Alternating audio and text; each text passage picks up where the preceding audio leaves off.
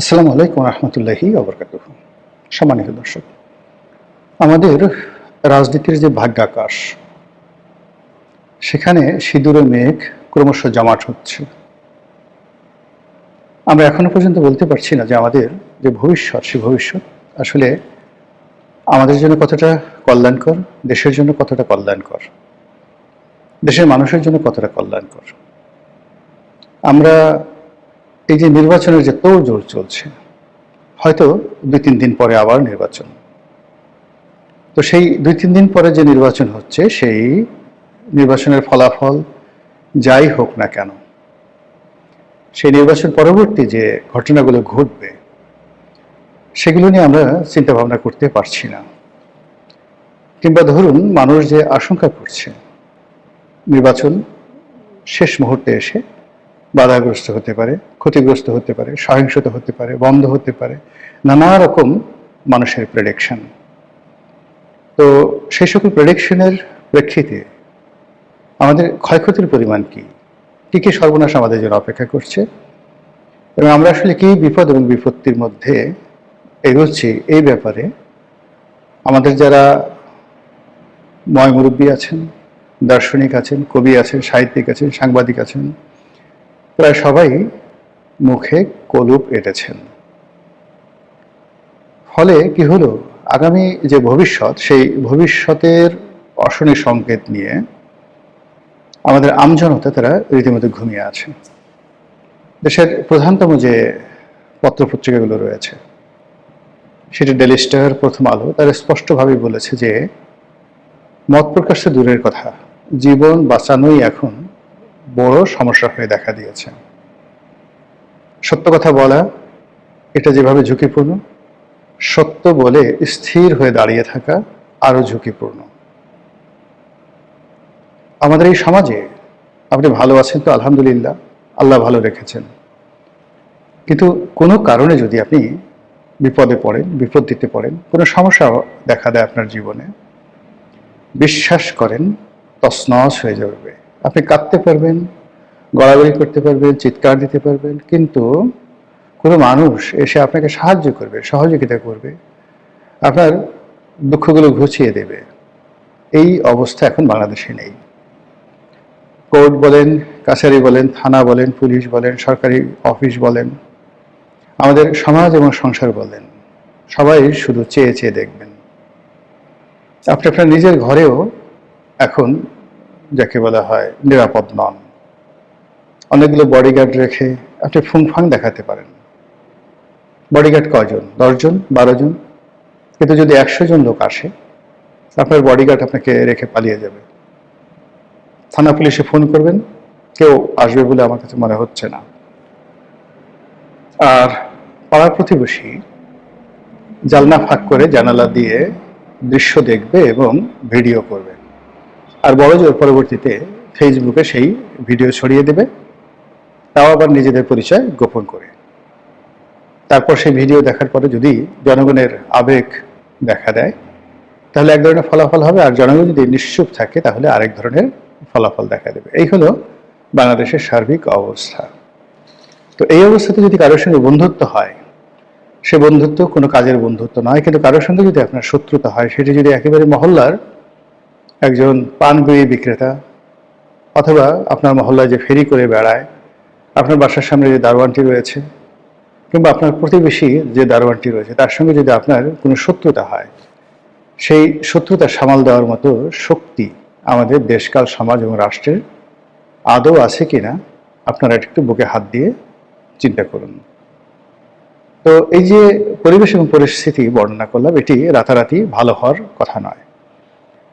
গত 17 মাস ধরে ধীরে ধীরে ধীরে ধীরে এই পরিবেশ এবং পরিস্থিতি তৈরি হয়েছে, আর এই পরিবেশ এবং পরিস্থিতি এই সমাজ থেকে চলে যাওয়ার জন্য কম করে হলেও 17 বছর লাগবে।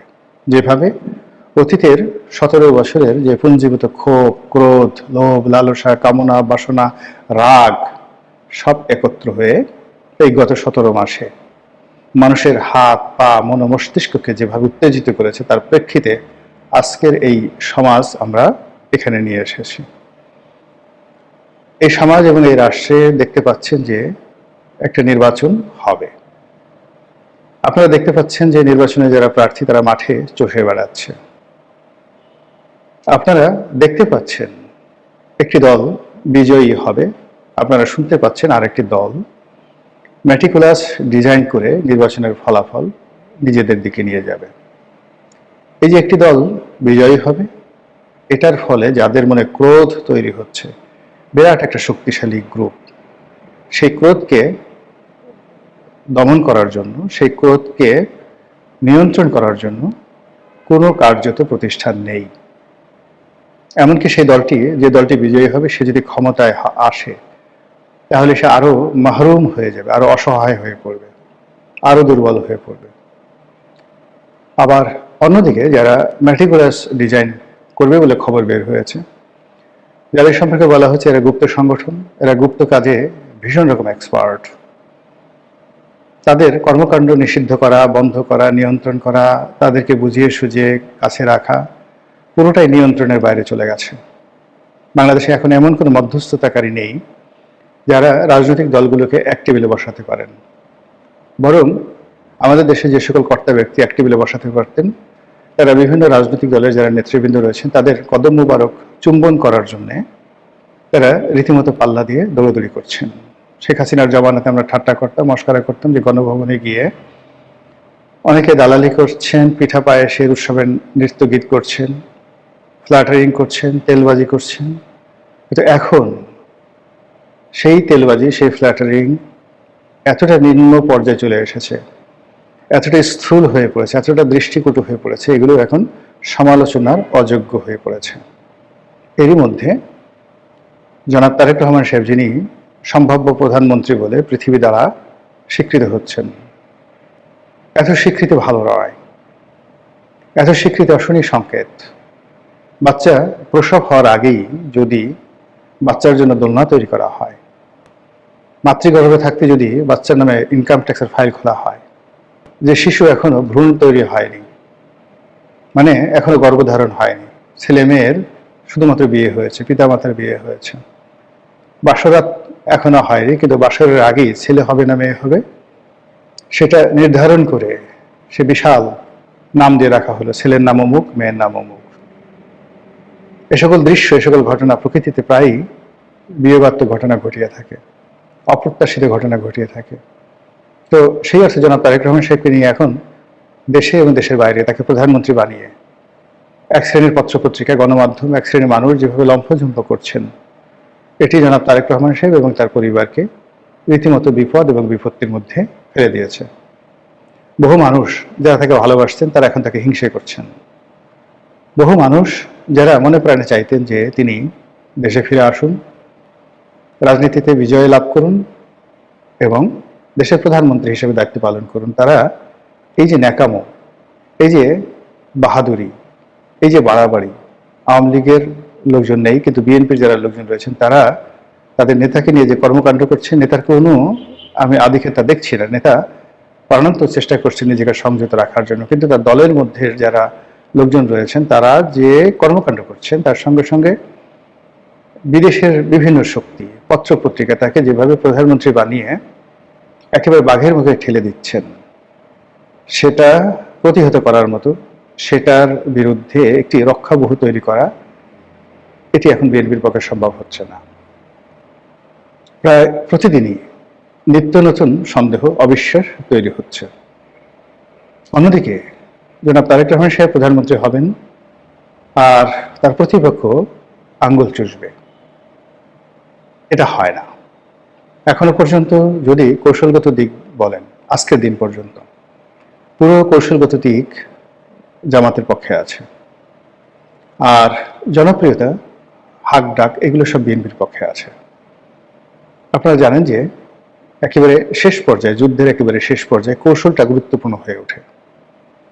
মাত্র 10-12 জন সৈন্য, কখনো কখনো 20-25 হাজার সৈন্যের মধ্যে যে যুদ্ধ চলছে সেই যুদ্ধের গতি পরিবর্তন করে দিতে পারে। উদাহরণ হিসেবে আপনাদেরকে আমি ওহুদের যুদ্ধের কথা বলি। ওহুদের যুদ্ধে মুসলমানদের সৈন্য সংখ্যা ছিল প্রায় 1000, আর আরবের সবচেয়ে শ্রেষ্ঠতম বীরদেরকে নিয়ে প্রায় 3000 সৈন্য নিয়ে তারা মদিনা আক্রমণ করেছিল। 1000 সৈন্য নিয়েও মোহাম্মদ রাসূলুল্লাহ সাল্লাল্লাহু আলাইহি ওয়াসাল্লাম প্রায় বিজয়ের দ্বার প্রান্তে ছিলেন 99.99%। যারা বিজয়ী সৈন্য তারা গনিমতের মালের জন্য ছুটাছুটি করছে। আল্লাহ রাসূল বলেছিলেন যে ওই যে পাহাড়ের দুটো গিরিপথ রয়েছে, একটা গিরিপথ রয়েছে দুটো পাহাড়ের মধ্যে, ওই জায়গাতে যারা তীরন্দাজ ছিলেন তাদেরকে বললেন যে এই জায়গা থেকে তোমরা নড়বে না, যত কিছু হোক না কেন, আমি যদি মরে যাই, যুদ্ধে জয় হোক পরাজয় হোক, তোমরা এই জায়গা থেকে নড়বে না। যখন যুদ্ধের বিজয়টা কনফার্ম হয়ে গেল, গনিমতের মালের জন্য সবাই দৌড়দৌড়ি শুরু করলো, ঠিক সেই সময়টিতে তীরন্দাজ যারা আছে তারা ওই এলাকাটা ছেড়ে দিলেন। ছেড়ে দিয়ে তারাও গনিমতের মালের জন্য দৌড় দিলেন। আর ওই সুযোগের জন্য অপেক্ষা করছিলেন, তখনও মুসলমান হয়ননি হযরত খালিদ ইবনে ওয়ালিদ রাদিয়াল্লাহু তাআলা আনহু, তার সৈন্য সামন্ত সম্ভবত 10 থেকে 12 জন। এই 10 থেকে 12 জন সৈন্য পিছনের দিক থেকে এসে তারা যে আক্রমণ শুরু করলেন, পুরো উহুদের যুদ্ধ মুসলমানদের জন্য একটা, যাকে বলা হয় সারা জীবনের কলঙ্ক হয়ে থাকলো। এবং এই উহুদের যুদ্ধে স্বয়ং মুহাম্মদ রাসূলুল্লাহ সাল্লাল্লাহু আলাইহি ওয়াসাল্লাম যে ক্ষয়ক্ষতির শিকার হয়েছেন, তার পরিবার যে ক্ষয়ক্ষতির শিকার হয়েছেন, এবং মুসলমানরা এখানে প্রায় 70 জন মুসলমান এখানে শহীদ হয়েছেন। তো কাজেই একেবারে বিজয়ের দ্বার প্রান্তে আসার পরও সকল কিছু উল্টে যেতে পারে ক্ষুদ্র একটি ভুলের কারণে। কৌশলগত অবস্থান এটা খুবই গুরুত্বপূর্ণ, যেটি এই মুহূর্তে বিএনপির মধ্যে নেই। যা বলছিলাম, জনাব তারেক রহমান সাহেব এই মুহূর্তে তার যারা প্রতিপক্ষ আছেন, যে প্রতিপক্ষ দীর্ঘ সময় তাদের বন্ধু ছিল, আমরা এখানে রাজাকার শব্দটি ব্যবহার করেছি। রাজাকার কারা আপনারা খুব ভালো করে জানেন, আলবদর কারা তারা জানেন। দীর্ঘদিন ধরে তারা বন্ধু ছিলেন, পরস্পরের গোপন কথা তারা জানেন, এবং একত্রে তারা অনেক ভালো কাজ করেছেন, সঙ্গে সঙ্গে তো মন্দ কাজ অবশ্যই করেছেন। সেই মানুষগুলো এখন তারেক রহমান সাহেবের প্রতিদ্বন্দ্বী এবং শত্রু। তারা যে কোনো কারণে তারেক রহমান সাহেবকে এখন দু চোখে দেখতে পাচ্ছেন না। তাদের মন এবং মানসিকতা এমন পর্যায়ে চলে গেছে যে তারা আওয়ামী লীগ এই মুহূর্তে তারেক রহমান সাহেবকে যতটা ঘৃণা করেন, এই তারেক রহমান সাহেবের এক সময়ের বন্ধু, জড়োয়া ভাই, মুক্তিযুদ্ধ বিরোধী শক্তি, স্বাধীনতা বিরোধী শক্তি এখন তারেক রহমান সাহেবের জমদূত রীতিমতো। তারা রেজিমেন্টেড ফোর্স। বাংলাদেশে যে জুলাই আগস্ট বিপ্লব হলো, সেই বিপ্লবের মাস্টার মাইন্ড তারা। গত 17 মাস ধরে তারাই এ রাষ্ট্র পরিচালনা করছে। ডক্টর মোহাম্মদ ইউনূস সরকার থেকে শুরু করে রাষ্ট্রের গুরুত্বপূর্ণ জায়গাগুলোতে তারা যেভাবে নিজেদের আধিপত্য বজায় রেখে চলেছে, কাজেই সেই আধিপত্যকে ব্যবহার করে তারা যে কোনো সময় যে কোনো ঘটনা ঘটাতে পারে, নির্বাচনের আগে অথবা নির্বাচনের পরে। কাজেই এখানে বিএনপির জন্য সবচেয়ে বেশি দরকার সেটা হলো রাজনীতির ভারসাম্যতা। এখন যে রাজনীতির ভারসাম্যহীনতা চলছে, সেই ভারসাম্যহীনতার মধ্যে চড়াই পাখি মুহূর্তের মধ্যে বাজ পাখির আকার ধারণ করেছে। একজন খরগোশ রীতিমতো রয়্যাল বেঙ্গল টাইগার হয়ে হুঙ্কার ছাড়ছে, এবং একেবারে হরিণের বাচ্চা হরিণ, সেও এই মুহূর্তে উটের মতো গলা উঁচিয়ে দাপট দেখাচ্ছে। এবং বিএনপি যদি রাজনীতির ভারসাম্যটা না আনতে পারে, তাহলে এই যে যারা এই মুহূর্তে তার বিক্ষুব্ধ তার প্রতিপক্ষ রয়েছে, প্রধান্বিত প্রতিপক্ষ রয়েছে, তারা তাকে সহজে ছাড়বেন না। মহান আল্লাহ আমাদের সবাইকে হেদায়েত দান করুন এবং হেফাজত করুন। আসসালামু আলাইকুম ওয়া রাহমাতুল্লাহি ওয়া বারাকাতুহু।